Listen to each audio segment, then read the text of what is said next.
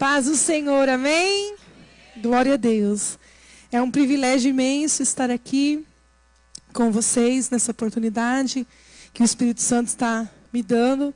E eu me sinto muito feliz, porque estou aqui para falar de um assunto que eu gosto tanto de falar, como estava comentando lá, né, na salinha, que é sobre família, sobre libertação de famílias. Então, nós fazemos parte da missão Shekinah, temos um ministério próprio, a Igreja Rebentes da Oliveira, mas já caminhamos juntos com o apóstolo Géser, né, há 18 anos. E o nosso trabalho para o reino, junto com eles, tem sido ajudar famílias a se reerguerem, famílias a serem transformadas, libertas. Temos ministrado em muitos lugares sobre libertação de crianças. E não dá para falar dos problemas das crianças sem falarmos dos problemas dos pais. Porque na maioria das vezes a criança ela é o reflexo de uma situação que ela vivencia na sua própria casa. Então, falar de libertação de família é um assunto muito pertinente, gosto de falar sobre isso e sinto que há uma necessidade muito grande nos dias atuais em proclamarmos libertação para as famílias. Nós estamos vivendo, amados, um tempo muito complicado no que diz respeito à família, sim ou não? Nós temos visto até mesmo dentro da igreja do Senhor, famílias desestruturadas, famílias dilaceradas, destruídas, famílias enfraquecidas nos seus relacionamentos, tantas coisas acontecendo. Nós temos visto aí que Satanás tem investido pesado no intuito de destruir famílias. E hoje, eu quero, pelo Espírito Santo, pontuar algumas situações aqui, que são verdades importantes, que trarão libertação para a nossa família. E é por isso que eu peço que você abra a sua Bíblia aí, em João 8:32. Talvez alguns já saibam até de cor, é um versículo conhecido, muito usado pelos ministros de libertação, Shekinah, que está aqui, já estou vendo aí, bênção, a responsabilidade, oh Deus. Diz assim, João 8:32. Conhecereis a verdade e a verdade vos libertará. Vamos falar todos juntos? Vamos lá? Conhecereis a verdade e a verdade vos libertará. Queridos, a nossa visão, que eu creio que é a visão de Deus, é que a libertação da nossa família, ela passa pelo conhecimento, amém? Conhecer a verdade a respeito dos problemas que as famílias têm enfrentado faz parte do processo de restauração, de cura e de libertação. Em qualquer ministração, em qualquer situação, nós falamos sempre que uma pessoa ela só pode ser liberta a partir do momento que ela consegue enxergar o erro que está nela, sim ou não? Se você não enxerga que tem problemas, você jamais estará no ponto para ser ministrado, para ser liberto, para ser tratado. Então, nessa noite, pelo Espírito Santo de Deus, eu quero trazer algumas verdades que são libertadoras. E eu quero tranquilizar o seu coração. E já vou me adiantar, porque eu vou citar também algumas verdades que têm até mesmo um respaldo científico na área da psicologia, amém?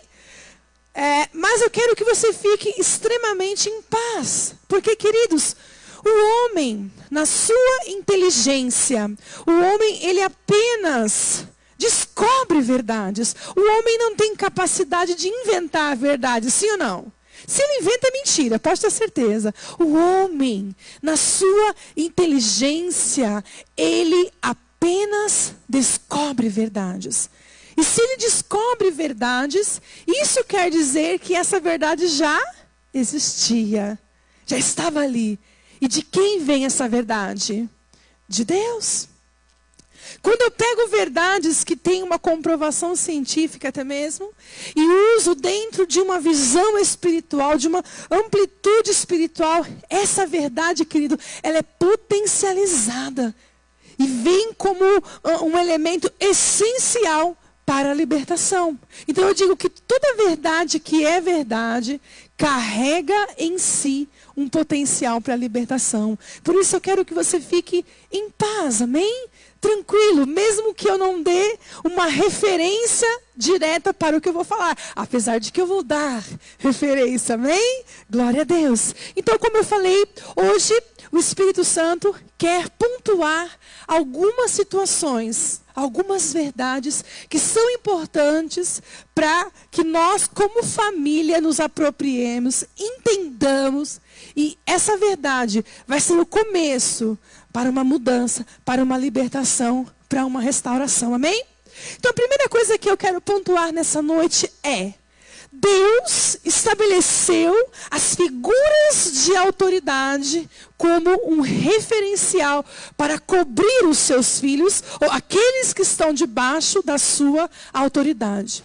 Desde o início, quando Deus fez o homem, Ele o fez para ser autoridade, amém? O Senhor deu a ele autoridade. O homem foi feito para, aqui neste mundo físico, ser um referencial de Deus. Para ensinar, cuidar e proteger, refletindo o que há em Deus. As figuras de autoridade, elas estão aqui para transferir aquilo que vem de Deus. Esse foi o propósito de Deus. Apontar para o governo de Deus, para a figura de Deus. Então, nas famílias, os pais, eles são autoridade sobre os seus filhos, são a cobertura espiritual dos seus filhos. Por que nós usamos o termo cobertura? Porque cobertura protege. E os nossos filhos, queridos, para que eles se desenvolvam, eles precisam estar num ambiente de cobertura que protege, que mostre para eles um referencial de Deus, da presença de Deus, do cuidado de Deus, do amor de Deus. Isto é um princípio, desde o início estabelecido. E nós precisamos entender que princípio é algo que não muda.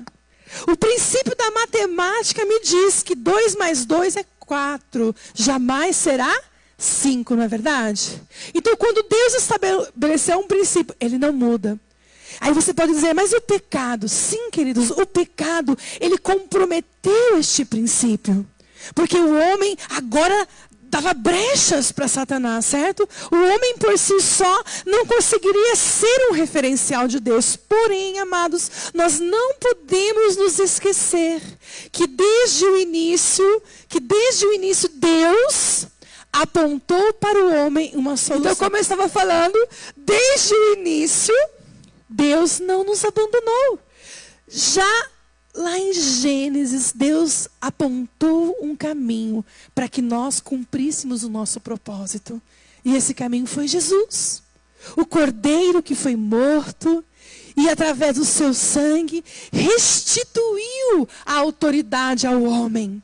E por isso, amados, Satanás sabe que nós somos indesculpáveis, porque a palavra está aqui para nos ensinar como devemos ser, como devemos agir nesse quesito, ser autoridade. Essa é a primeira coisa que eu quero pontuar para vocês. Segunda coisa, quando eu falei de um princípio, amém? E preste atenção que o princípio da legalidade, que nós falamos tanto, está baseado nesse entendimento. Quando uma figura de autoridade quebra este princípio, não cumpre a sua missão, ele se torna uma cobertura com brechas. Ele traz brechas, ele dá legalidade. Então, a falta de cobertura correta já é uma legalidade, porque aqueles que dependem dessa proteção se tornam vulneráveis. Então, nós como autoridade podemos gerar legalidades no mundo espiritual, brechas, quando não exercemos essa autoridade segundo o padrão de Deus. Amém? Terceira coisa que eu quero pontuar nessa noite. Existem vários tipos de brechas, certo? E eu quero dizer para você, afirmar para você, que brechas emocionais, que erros que os pais cometem, que representam brechas emocionais, elas geram legalidades espirituais. Isso porque, amados, Satanás sempre vai se aproveitar das fragilidades do homem, sim ou não? Ele sempre vai oprimir, manipular, entrando por qual porta? Aquela área da sua vida onde há uma brecha, onde há uma fragilidade, algo que não deveria estar na sua vida, que te torna fraco, que te torna sensível, que compromete a sua vida, a sua existência.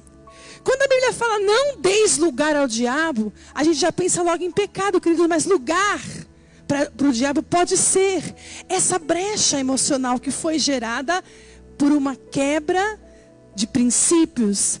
Essa brecha emocional pode ter sido gerada, por quê? Porque lá desde o início, uma cobertura espiritual que tinha a função de apontar para Deus, de ser um referencial, de cobrir, de proteger, de criar um ambiente familiar, de proteção, um ambiente propício para o desenvolvimento desse filho. E isso não aconteceu. E essa brecha pode estar ali, porque gerou uma fragilidade. E nesse sentido, queridos, eu quero trazer uma quarta verdade. Hoje eu vim denunciar aqui um grande gigante que tem sido o principal problema das famílias. E esse gigante, ele se chama rejeição. A rejeição, ela é uma brecha emocional. A rejeição, ela é um gigante, por quê? Porque a luta das famílias tem sido em relação a este mal chamado rejeição.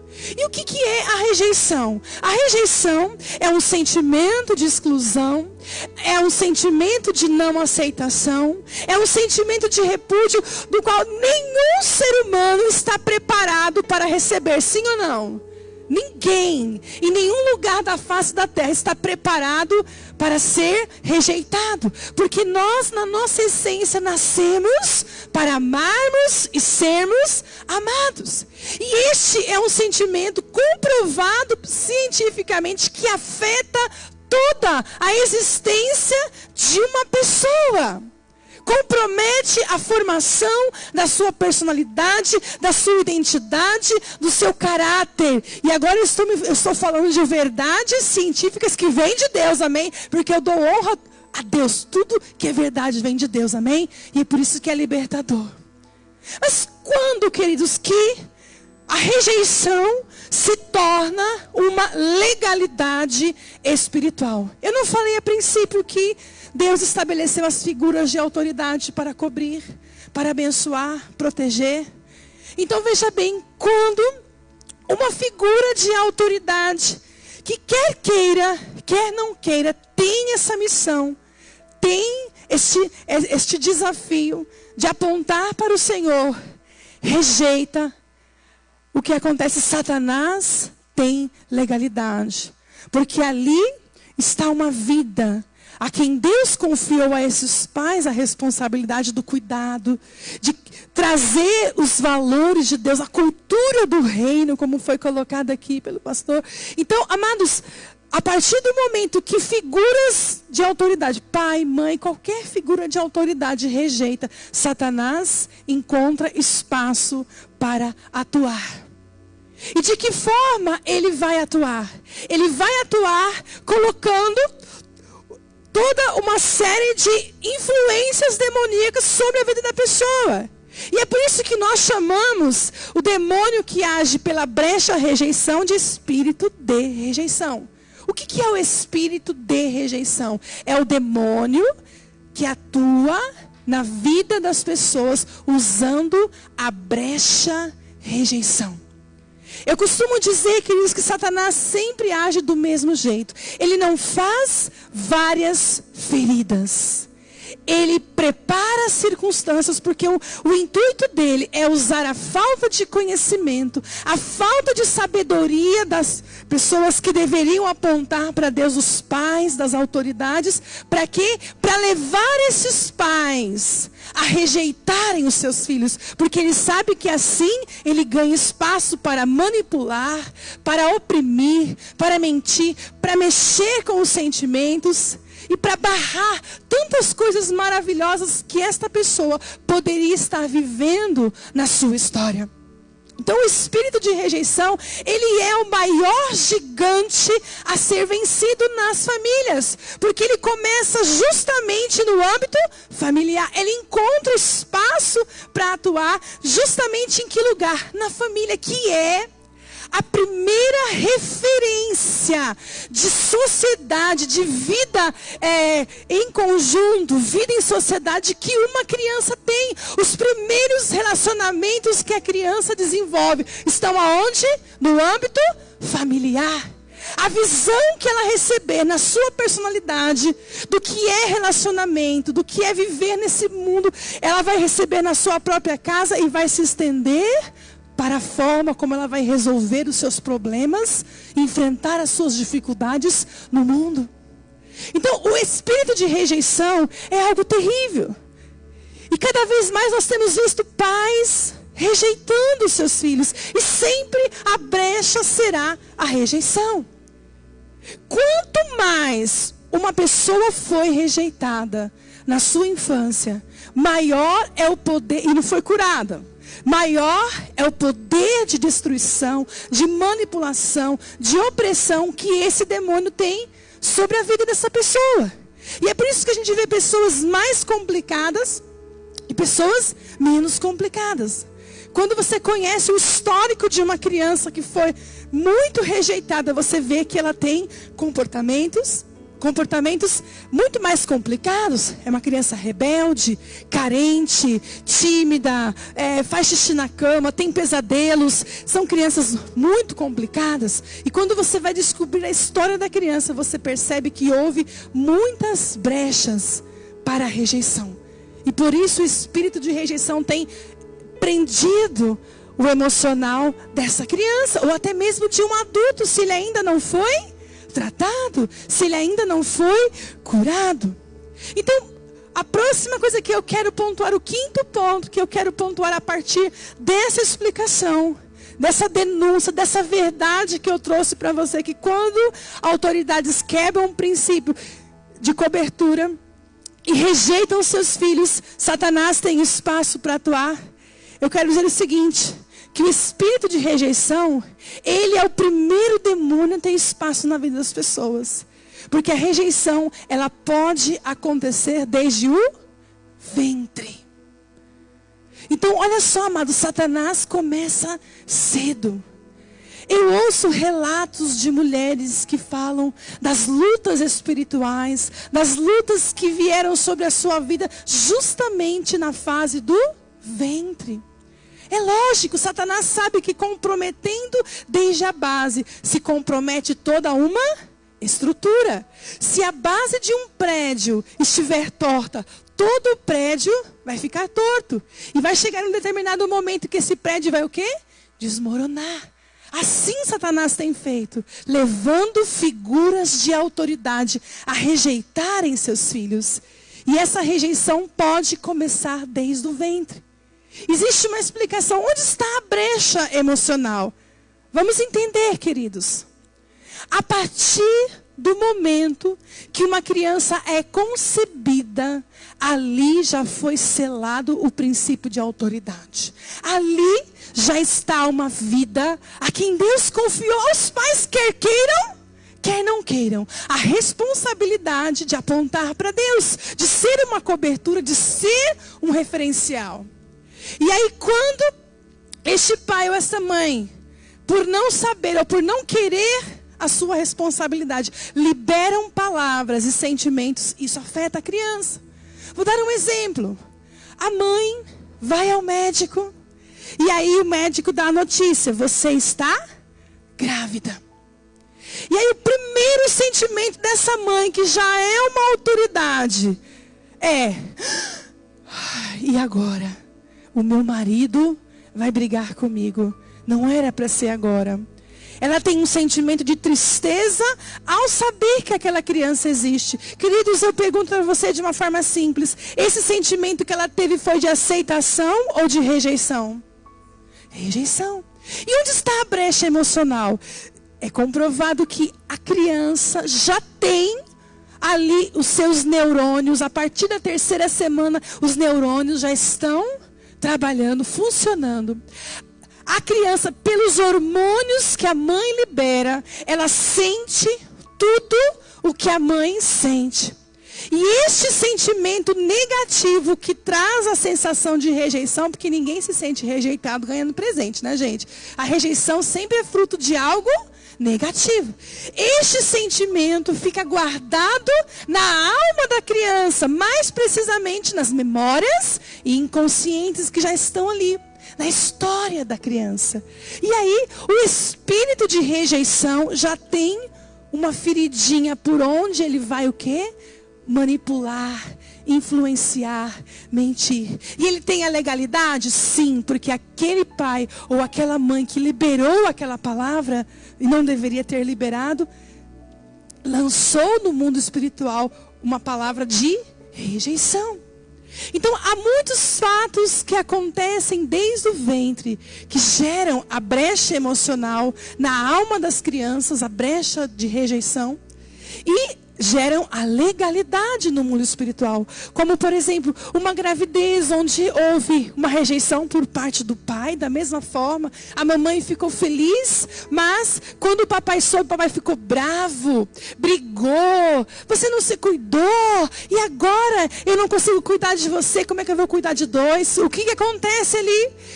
A legalidade, o pai que já é uma autoridade, a primeira palavra dele foi de aceitação ou de rejeição? Rejeição. E a brecha emocional também. A mamãe fica triste. Aquele sentimento entra na alma da criança. E é por ali que o espírito que atua pela brecha rejeição vai atuar. Sabe, queridos, quantas crianças que quando nós fazemos o apelo e falamos assim: você que sente uma tristeza, tem hora que parece que dá uma dor em você, está doendo, você nem sabe por quê. Não está acontecendo nada, mas está uma tristeza lá dentro. Levanta a sua mão, você que sente isso. E para surpresa de muitos pais, as crianças levantam a mão, declarando que sentem isso, não sabem por quê. E muitas delas têm essa tristeza. Por quê? Porque este foi o sentimento guardado no momento em que aquela autoridade soube que ela existia. Por isso, amados, que a rejeição afeta tanto a identidade do ser humano. Afeta tanto a personalidade, o caráter das pessoas. E por isso nós não podemos deixar de falar, deixar de denunciar. Há casos mais graves, onde a rejeição foi tão profunda que houve uma tentativa de aborto.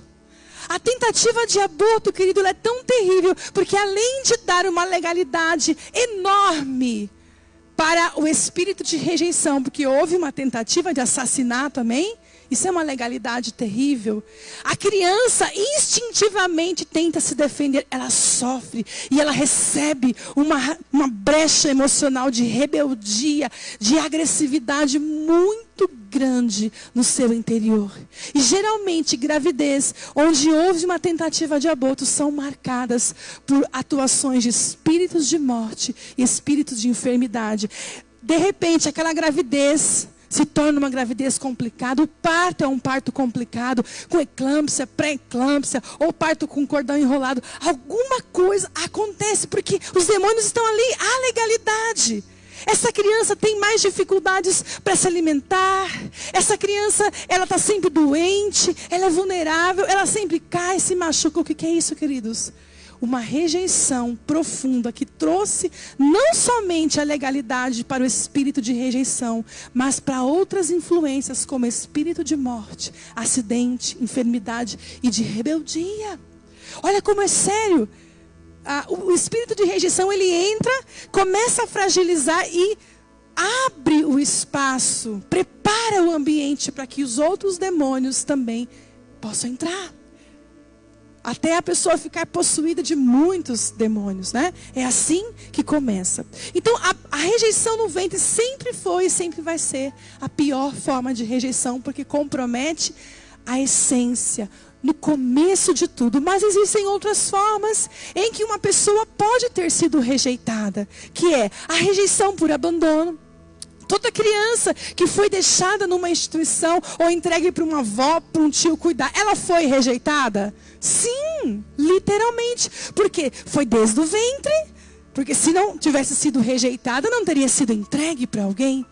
Mas ao ser abandonada, aumenta-se mais ainda o sentimento de rejeição pela sensação do abandono. Porque um bebê, por pior que uma mãe seja, ele não está preparado para viver essa separação emocional. A criança nasce, se separa biologicamente, mas ela não tem noção de que ela nasceu. Ela ainda se sente parte da mãe, não é assim?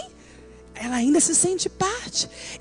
Esse entendimento vai sendo construído aos poucos pelo amadurecimento da criança. Então, quando uma criança tem que estar longe da mãe pelas circunstâncias, isso também pode gerar a rejeição por abandono. E hoje em dia nós vivemos este tempo de mudança em relação às mulheres. Hoje as mulheres também estão no mercado de trabalho.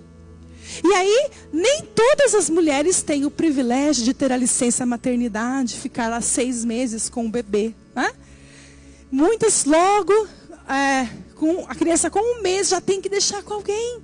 Tem que deixar numa creche, queridos. E aí entra uma sensação de abandono. E por essa sensação, o espírito de rejeição manipula. E quantas crianças problemáticas, que por mais que os pais tentem compensar, fazendo tantas coisas, não se sentem amadas. Por quê? Porque não tem a presença desses pais.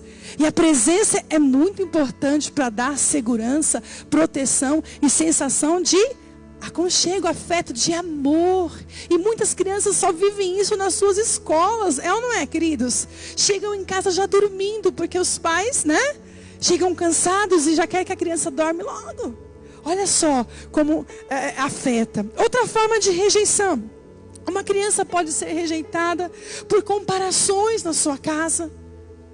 Quantos filhos adultos que hoje têm problema com seus pais porque na infância conviviam com comparações. Sempre tinha o filho perfeito e você era a ovelha negra, né? Aquele filho perfeito se casa e não consegue se desligar emocionalmente da mãe e do pai. Por quê? Porque ele tem medo de ser rejeitado igual o filho ovelha negra foi. Queridos, é terrível a comparação.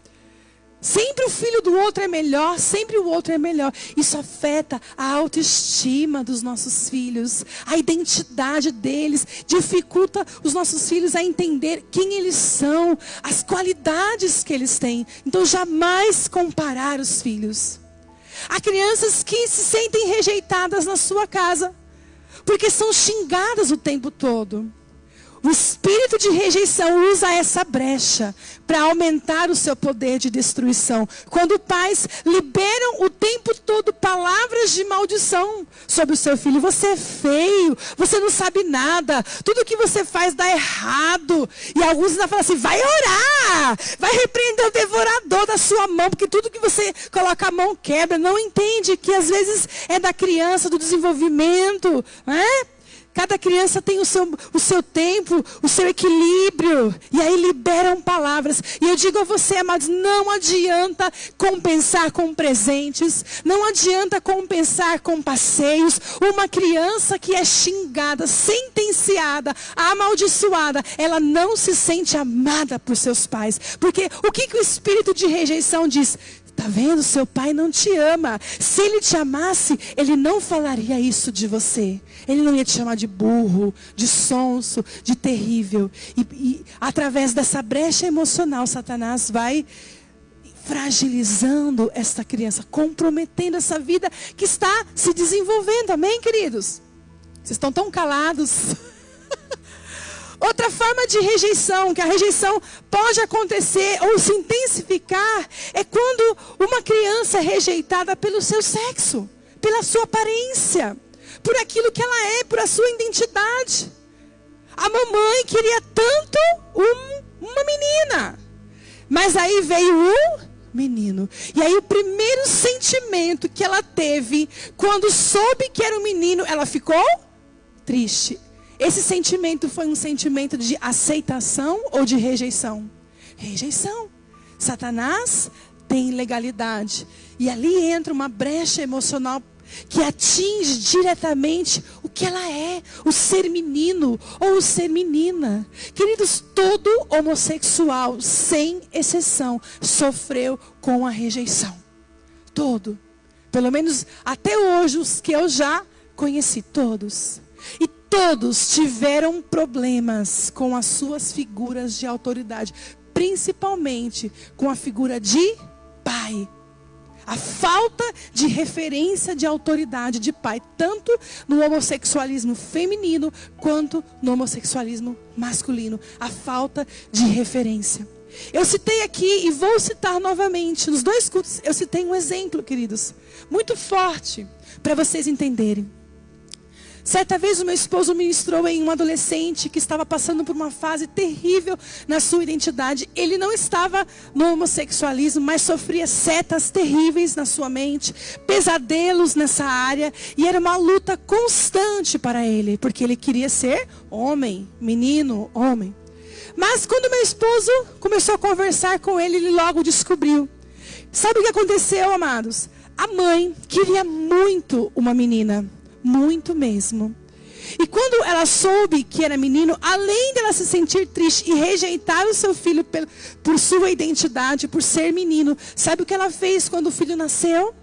Ela foi lá, vestiu o menino com roupa de menina e tirou uma foto. E guardava aquela foto. E aquele garoto falava em prantos dessa foto, da existência dessa foto. Ele falava com tristeza, com amargura, com rancor, sabendo intuitivamente o quanto aquilo tinha afetado as suas emoções. E aí meu esposo pôde ministrar para que ele fosse liberto, para que ele fosse curado, para que houvesse uma restauração. Os pais tiveram que pedir perdão, a mãe teve que pedir perdão. E é lógico, rasgar essa foto. Né? Então, é um exemplo claro, queridos, que nos mostra o quanto o espírito de rejeição pode atuar na área da identidade, se uma criança é rejeitada por ser menino ou por ser menina. Falo, queridos, com propriedade. Ministramos a crianças de 18 anos. E sempre quando vamos tratar dessas questões, a brecha sempre começa com rejeição. Outra forma de rejeição pode ser, queridos, por uma disciplina desequilibrada. Nós estamos vivendo um tempo onde os pais estão tão ocupados, tão atarefados, e vemos pais que não sabem disciplinar os seus filhos. E disciplina errada é porta, é brecha emocional, porque fragiliza os nossos filhos. O caráter é forjado pela noção de direitos e deveres. E os direitos e deveres, eles só vêm quando há limite. Correção, disciplina, diz respeito a limites. Os nossos filhos não se sentem amados quando nós não impomos limites a eles. Eles precisam disso. Provérbios 22:15 diz: a estutícia está ligada ao coração da criança, mas a vara da disciplina afugentará dele. Então a criança tem a tendência para o mal, a estutícia é tendência para o mal. E ela nos testa o tempo todo porque ela quer saber até onde ela pode ir. E hoje nós vemos um fenômeno, querido. Se há 18 anos atrás, quando nós começamos a falar sobre isso, nós tínhamos que dar ênfase aos pais que batiam demais e não ensinavam nada. Porque o foco principal da disciplina não é o aspecto punitivo. O foco principal é o ensino. Disciplinar tem o mesmo significado na etimologia de discipular. E não existe discipulado sem ensino. Então, se antes tínhamos que falar dos exageros, hoje temos que falar dos pais que se recusam a colocar limites nos seus filhos. Estamos vendo pais que entregam os seus filhos a si mesmos, que deixam os filhos fazerem o que querem, que fazem todos os seus gostos, que são eles que mandam e desmandam na família. E aí eu pergunto, por quê? Mesmo assim, nós vemos tantos problemas de relacionamento na família. Por que esse filho que tem tudo, que ouve sempre um sim, se sente rejeitado por esse pai, por essa mãe? Sabe por quê, queridos? A criança associa lá dentro essa atitude como descaso. E o espírito de rejeição sabe que isso é uma legalidade. E sabe o que ele vai dizer? Se seu pai te amasse, ele ia te ensinar. Ele ia falar para você que não pode bater no coleguinha. E ele vai fazer essa criança olhar para o lado e observar o Joãozinho. Olha lá o pai do Joãozinho. O pai do Joãozinho, quando o Joãozinho faz uma coisa errada, ele chama atenção. Sabe por quê? Porque o pai dele quer o bem dele. Agora o seu pai nem liga para você. E é por isso que ele deixa você fazer o que você quer. Ele não te ama. É isso que as crianças ouvem, queridos. São essas mentiras, são esses pensamentos que vêm na mente e no coraçãozinho deles. Você se surpreende ao ouvir relatos das crianças. E muitos falam desse sentimento. Então, não saber disciplinar também é uma porta para o espírito de rejeição. E nós temos que colocar esse gigante por terra. Esse gigante que tem tornado as famílias tão vulneráveis. Pai, mãe, jovem, você que está aqui, todos nós nascemos para exercermos autoridade, amém?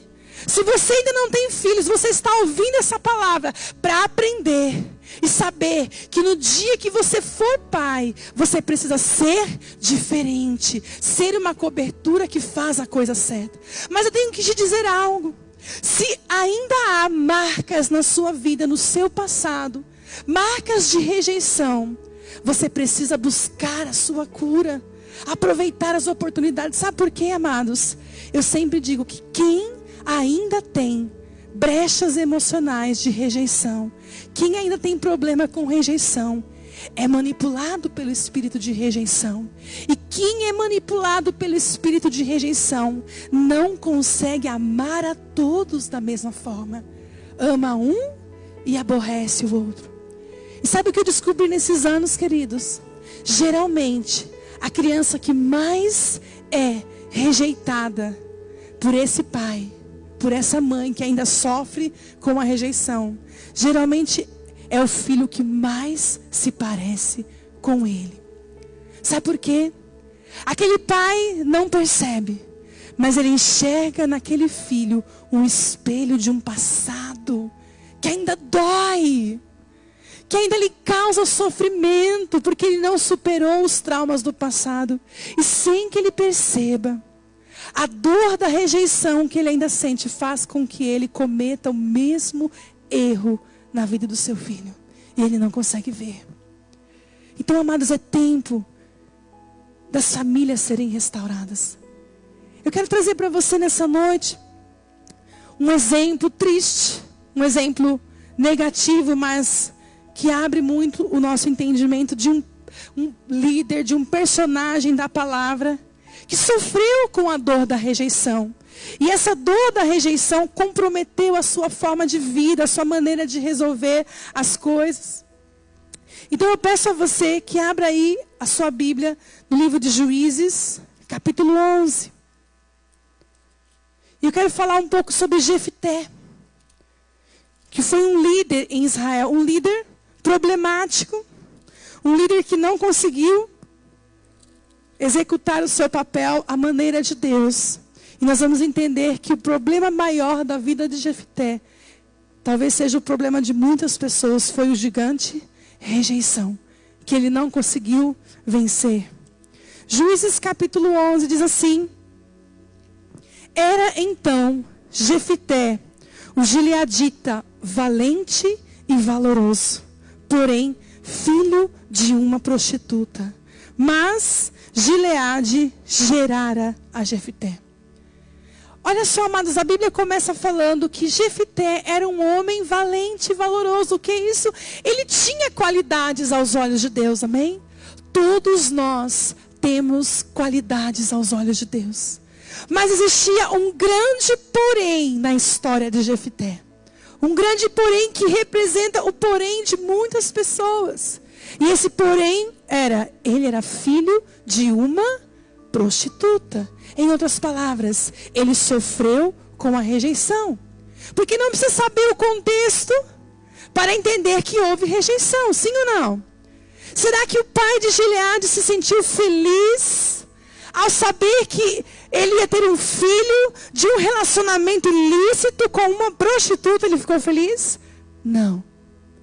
Com certeza, houve palavras e sentimentos de rejeição.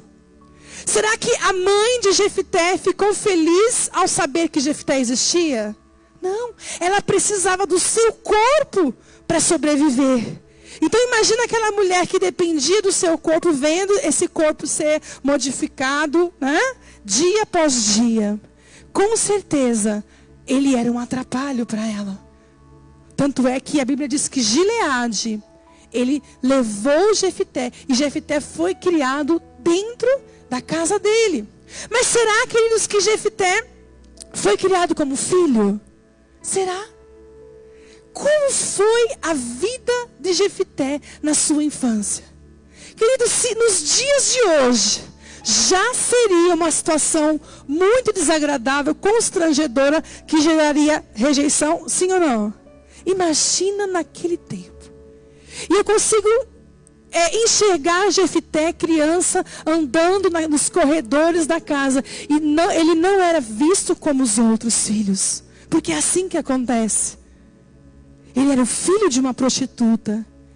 Ele, apesar de estar ali na casa do pai, ele não vivia como um filho. E não se sentia como filho, porque a rejeição, ela compromete essa capacidade de nos vermos como filho, de entendermos o nosso valor, de sentirmos o amor das pessoas em relação a nós.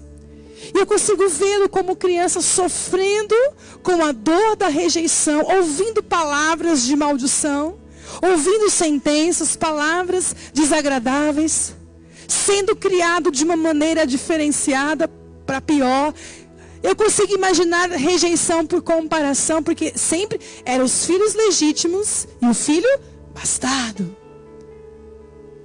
E isso, amados, comprometeu, e nós vamos ver aqui na vida de Jefté algumas marcas que estão presentes numa pessoa que ainda não venceu o sentimento de rejeição e por isso é manipulado espiritualmente. Veja só, no versículo 2 diz assim: também a mulher de Gileade lhe deu filhos, e sendo os filhos desta mulher já grandes, repeliram a Jefté e lhe disseram: não herdarás em casa do nosso pai, porque és filho de outra mulher.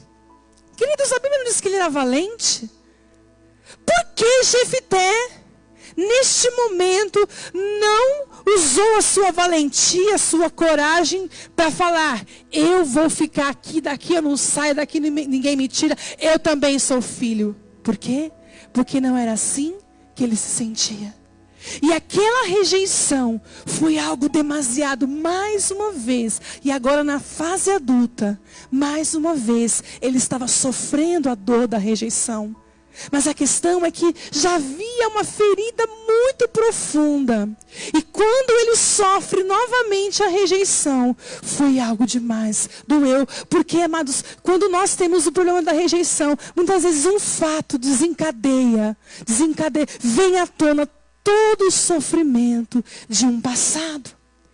E a Bíblia diz que Jefté não suportou, porque ele fez o quê?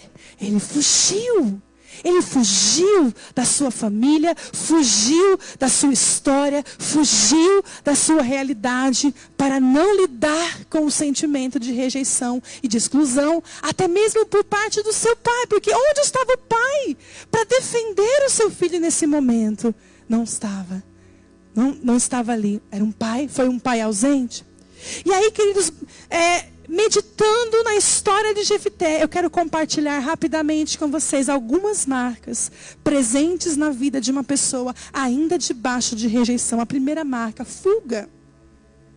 As pessoas que sofrem de rejeição têm dificuldade em enfrentar problemas. E por isso a tendência é sempre desistir ou fugir. Uma das formas mais comuns que as pessoas usam para fugir são os vícios. Vício representa fuga. Vício em internet, vício em pornografia, vício nas drogas, na bebida. Porque enquanto a pessoa está ali, ela se esquece dos seus problemas. Há muitas crianças debaixo de um espírito de fuga. E os pais, por falta de entendimento, alimentam isso, colocando um tablet na mão dessa criança e deixando ela suprir o seu vício e fugir do problema que tem que ser enfrentado. E ela passa horas e horas. Olha a falta de sabedoria, queridos. Fugir não resolve. A fuga não resolveu o problema de Jefté, porque ele saiu do problema, ele saiu da situação, mas ele levou o problema onde? Dentro dele. Assim acontece conosco, não adianta fugir. O segredo sempre foi e sempre será enfrentar as situações, não para perder, mas para vencer. E nós temos a ajuda do Espírito Santo, amém? Outra marca é o ressentimento. Quando os anciãos de Gileade chegam lá para Jefté e o convidam para retornar à sua terra, para quê? Para liderar o exército. Isso fica claro, porque a primeira palavra que sai da boca de Jefté é: vocês não me rejeitaram? Ué, vocês não me queriam lá? Agora vocês estão querendo a minha ajuda? O que é isso? Uma fala de uma pessoa que ainda está ressentida. Essa é uma marca. Pessoas que foram muito rejeitadas, feridas, são pessoas amarguradas, ressentidas, que uma gotinha se torna, uma tempestade, uma oportunidade para despejar. Sabe aquela situação que aconteceu há 10 anos atrás? Basta acontecer uma situação um pouco semelhante para essa pessoa despejar esse veneno, tudo que estava lá guardado. Isso se chama ressentimento. Jefté estava ressentido. Outra marca, visão aumentada do problema. Por quê? Nós vimos no começo, no versículo 2, que foram os irmãos de Jefté que o rejeitaram, sim? Que mandaram ele embora. Só que agora, na visão de Jefté, quem que tinha rejeitado? Todo mundo. Vocês me rejeitaram, vocês me expulsaram, todos me expulsaram. Geralmente pessoas debaixo de rejeição são pessoas que sempre enxergam os problemas de forma maior. A visão aumentada dos problemas. E como eu disse e vou repetir, uma gotinha se transforma numa tempestade. Porque quando ela tem aquela reação, ela não está reagindo só pelo fato ocorrido. É como se ela estivesse reagindo a tudo o que ela já passou no seu passado e não venceu ainda. Então essa é uma outra marca. Outra marca, queridos, não era só a visão aumentada dos problemas, mas também a visão distorcida dos princípios de Deus. Onde que nós podemos ver essa marca claramente na vida de Jefté? No versículo 30. No famoso voto tolo de Jefté. Olha só, queridos, Jefté ficou tão empolgado e viu a oportunidade para se sobressair naquela situação. Agora eu vou mostrar para aqueles irmãos que me rejeitaram que eles não deveriam ter feito isso. Eles vão ver que eu posso, que eu sei. Quantas pessoas, queridos, têm o mesmo sentimento, querem vencer na vida porque foram feridos para mostrar que pode, mas nunca conseguiram perdoar e tratar essas feridas no seu coração. Não adianta. Essa conquista não vai trazer satisfação. Eu falo por tudo que nós temos aprendido e visto. Mas voltemos à situação de Jefté. Jefté, empolgado, ele faz um voto tolo. Porque a falta de cura, as rejeições, fizeram com que ele tivesse uma visão distorcida das coisas. Isso é muito comum em pessoas que têm problema de rejeição. Visão distorcida, inclusive, dos princípios de Deus. E ele fala assim, que se ele ganhasse a luta contra os amonitas, quando ele estivesse voltando para casa, aquilo que aparecesse, a primeira coisa que aparecesse na sua frente, ele ofereceria ao Senhor em holocausto. Todos nós sabemos que isso diz respeito ao quê? Sacrifício. Holocausto significa totalmente queimado. Está aqui na Bíblia, amados. É o que eu acredito. E aí, ao fazer esse voto, Jefité não percebeu que estava comprometendo a sua família. Ele tinha uma única filha.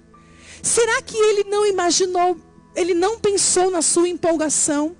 Primeiro, que poderia ser a sua própria filha, que Deus, nos seus princípios, jamais aceitaria um sacrifício humano? Não, porque ele tinha uma visão distorcida de quem era Deus, do que Deus aceitava e dos princípios de Deus. Amados, quantos líderes Jefité, que por não serem tratados, por não serem curados, estão comprometendo a sua hereditariedade, comprometendo a sua continuidade. Quantos pais matando seus filhos em nome de Deus, achando que estão fazendo a coisa certa, que estão fazendo aquilo que Deus se agrada. Eu conheci uma história de um pastor que acabou com a sua família. Sabe por quê? Ele tinha um voto. O voto dele era que todo o dinheiro dele era para construir igrejas. E sabe o que ele fazia, queridos? Ele levava os filhos com fome porque não comprava nada para os filhos. E os filhos, além de passar fome, porque o dinheiro dele era de Deus, eles tinham que ir para a igreja e construir, ajudar o pai a construir templo. Sabe o que aconteceu? Essa família se perdeu. Os filhos se perderam, foram destruídos, foram para a vida errada. Por quê? Porque Deus se tornou algo terrível na visão deles. Porque esse pai era um líder Jefité, que estava matando a sua família, pensando cumprir um voto e agradando ao Senhor. Olha como é importante sermos tratados. Olha como é importante sermos restaurados. Porque a cura começa nas figuras de autoridade, fechando as brechas de autoridade. Jefité, ele exerceu uma liderança que dividiu. Pessoas ainda debaixo de espírito de rejeição não conseguem exercer uma liderança que agrega. E por que eu digo isso? Porque Jefité, depois que ganha a luta, ele manda, por problemas que aconteceram, de dissensões, ele manda que os de Gileade matem os de Efraim. O que é isso? Olha só, liderança que dividiu, que trouxe morte no meio do povo de Deus. Quantas pessoas recebem uma posição de liderança e só fazem as coisas erradas, não agregam, segregam, destroem, matam vidas espiritualmente, emocionalmente. O que é isso? Falta de cura, falta de libertação. E há muitos pais fazendo isso, exercendo uma liderança que traz confusão na sua casa, que coloca filhos contra pai, pai contra filho, irmão contra irmão. E não é para isso que o Senhor nos chamou, não é essa referência de autoridade que Deus nos deu, nos chamou para ser, amém? Jefité liderou por pouco tempo. E o mais terrível, queridos, não deixou um legado. A sua filha morreu, foi oferecida. A sua filha, que era a única filha. Então ele não deixou uma continuidade por causa dos seus traumas, das suas dificuldades. Sabe, amados, o maior desejo do Senhor é que nós deixemos um legado. Que os nossos filhos, os que já existem, os que vão existir, possam fluir em porção dobrada daquilo que nós recebemos, amém? O desejo do Senhor é que os nossos filhos continuem aquilo que nós começamos com muito mais poder, com muito mais unção, com muito mais ousadia. Esse é o sonho de Deus para a família. Mas para que isso aconteça, precisa haver uma restauração. Eu acredito, amados, que o ponto essencial da derrota de Jefité foi a oportunidade perdida.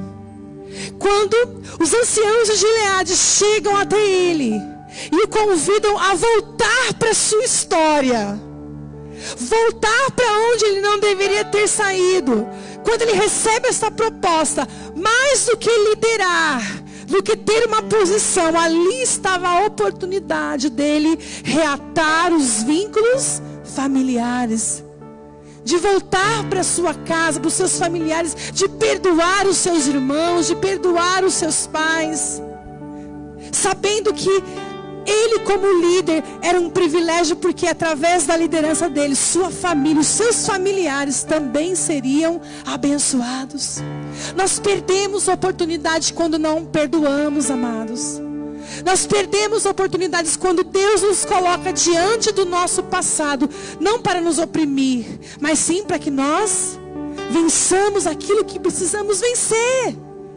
E a maior chave, ou a maior arma para destruir o gigante da rejeição e os seus efeitos na nossa existência, na nossa história, é perdoando e sendo perdoado, nos livrando da culpa do passado. Você não pode voltar ao seu passado e fazer direito o que você errou, mas hoje você precisa se perdoar e aproveitar este momento diferente de Jefté. Aproveite, perdoe.